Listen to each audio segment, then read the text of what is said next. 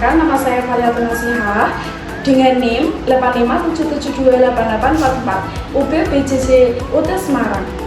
Di sini saya akan melakukan praktikum IPA di modul 3 KP2, yaitu tentang uji makanan. Yang saya akan lakukan adalah pengujian tentang uji karbohidrat.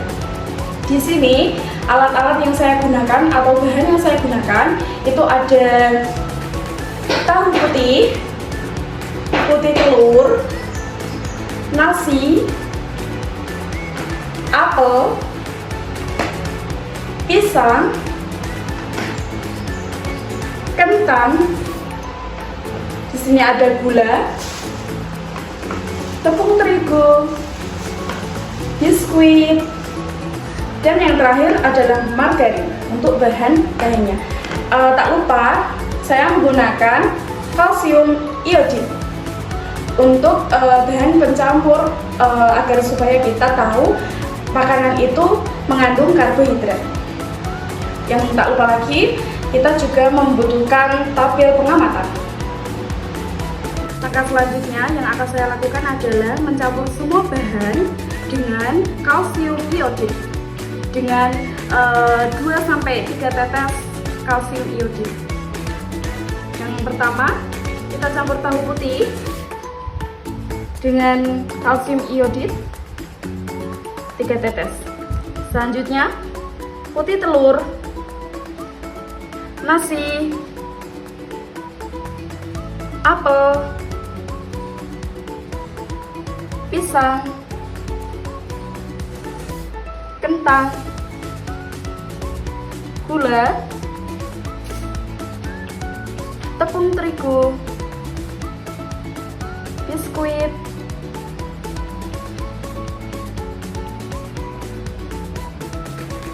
dan margarin.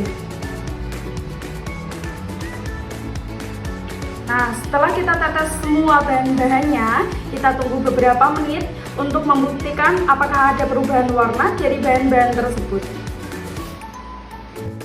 Setelah menunggu beberapa saat, akhirnya kita mengetahui bahan-bahan mana saja yang mengandung karbohidrat. Contohnya yaitu pisang, nasi, biskuit, tepung terigu, dan kentang. Kenapa bisa dikatakan seperti ini?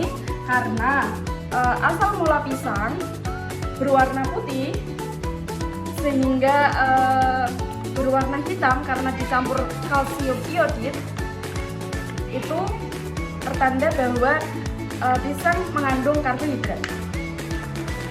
Apel asal warnanya warna putih dan berubah menjadi coklat, berarti tidak dikatakan sebagai bahan yang mengandung karbohidrat. Nasi awal mulanya berwarna putih dicampur dengan kalsium iodid menjadi ungu pekat. Nah, ini dikatakan bahan yang mengandung karbohidrat. Putih telur yang asal mulanya berwarna putih ketika dicampur dengan kalsium iodid berwarna putih kekuningan, tidak mengandung karbohidrat. Tahu putih asal mulanya warna putih sehingga berwarna coklat, maka tidak dikatakan sebagai bahan yang mengandung karbohidrat. Margarin asal mulanya warna krem atau kuning menjadi krem setelah dicampur kalsium iodid, maka tidak dikatakan sebagai bahan yang mengandung karbohidrat. Biskuit yang asal mulanya berwarna coklat sehingga dicampurkan dengan kalsium iodid menjadi hitam, maka ini dikatakan bahan mengandung karbohidrat. Selanjutnya, tepung terigu yang asal mulanya warna putih dicampur kalsium iodid berwarna biru kehitaman, maka ini dikatakan sebagai bahan yang mengandung karbohidrat. Selanjutnya, gula asal mulanya warna putih menjadi coklat, ini tidak dikatakan sebagai bahan yang mengandung karbohidrat. Selanjutnya ada kentang. Di sini asal mulanya warna krem atau kuning menjadi hitam, maka ini dikatakan sebagai bahan yang mengandung karbohidrat. Setelah melakukan percobaan pada kali ini, kesimpulannya bahwasanya bahan yang dikatakan sebagai bahan yang mengandung karbohidrat itu adalah bahan yang ketika dicampur kalsium ionik yang berubah warna menjadi hitam atau ungu kegelapan. Nah, seperti contoh tadi ada pisang, ada nasi, ada biskuit, tepung terigu, dan kentang. Itulah yang disebut bahan mengandung karbohidrat.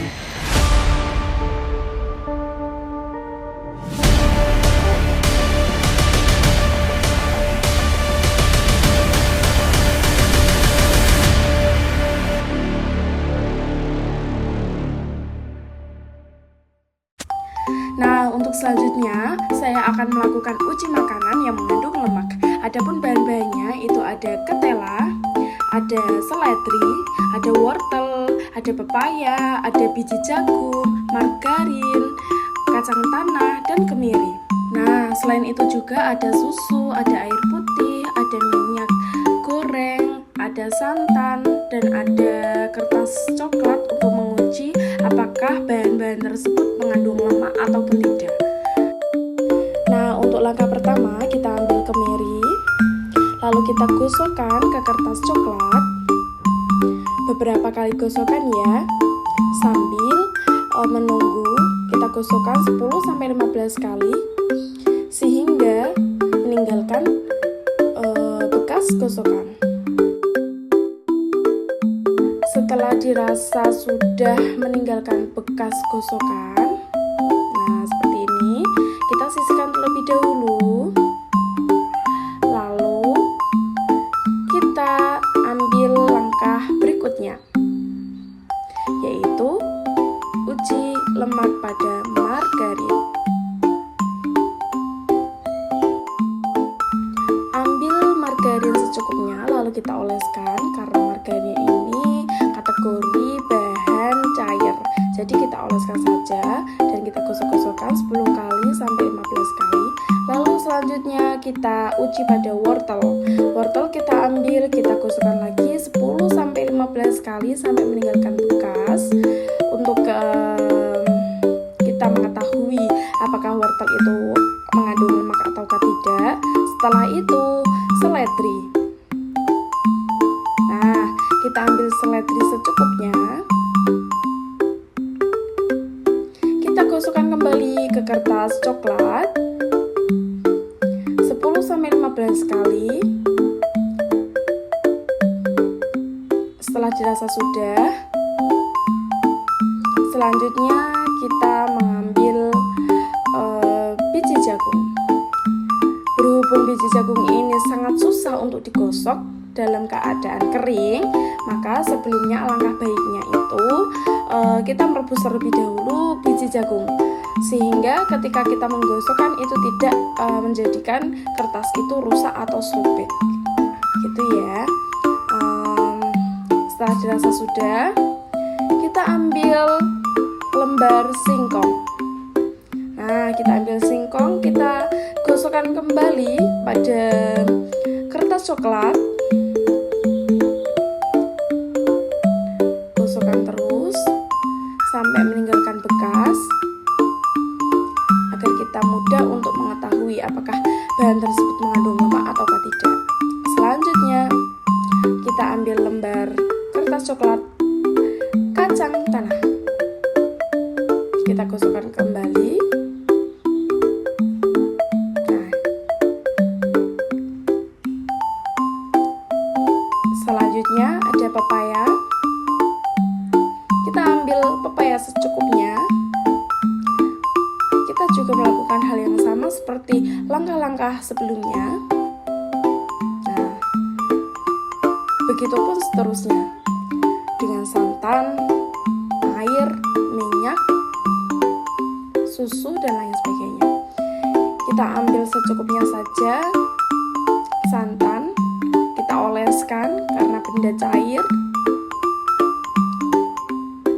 Kita oleskan lagi. Setelah dirasa sudah, kita ke minyak goreng.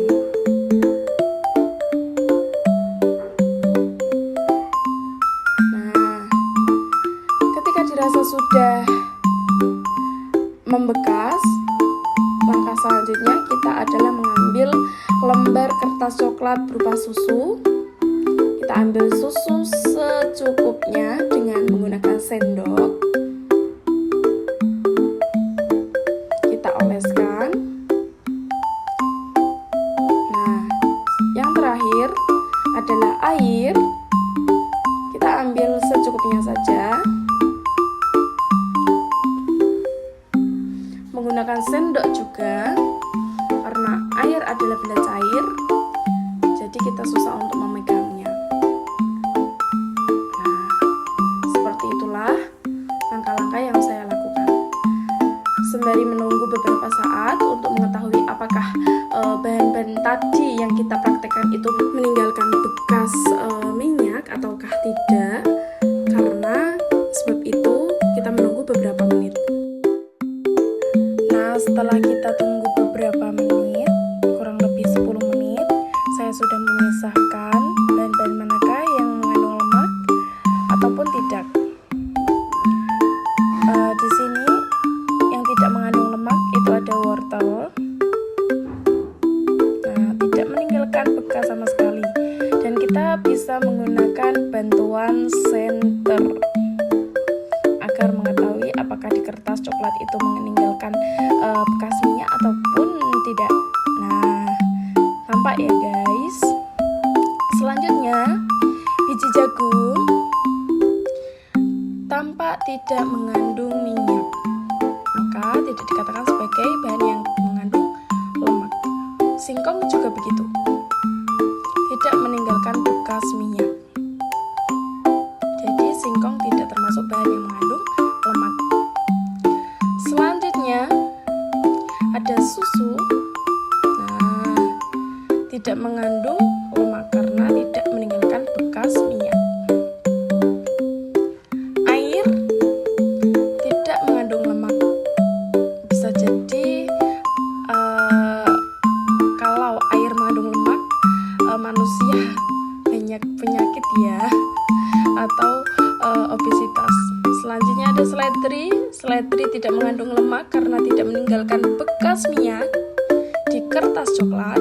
Lalu ada pepaya. Nah, pepaya juga tidak mengandung lemak karena tidak meninggalkan bekas minyak. Setelah itu kita uji coba melihat hasil dari yang mengandung lemak. Ada minyak goreng. Minyak goreng ini sangat jelas ya guys, meninggalkan bekas minyak, dan ini bisa dikatakan sebagai bahan yang mengandung lemak. Setelah itu ada santan. Di kertas coklat bagian santan juga mengandung lemak atau meninggalkan bekas. Setelah itu ada kacang tanah. Kacang tanah juga mengandung lemak karena meninggalkan bekas minyak pada kertas coklat. Selanjutnya, kemiri. Kemiri juga mengandung lemak karena di kertas coklat mengandung atau membekas. Adanya bekas minyak. Lalu ada margarin. Kertas membekas adanya bekas minyak, jadi margarin dikatakan bahan yang mengandung lemak. Nah, itulah yang bisa saya lakukan dalam praktikum kali ini.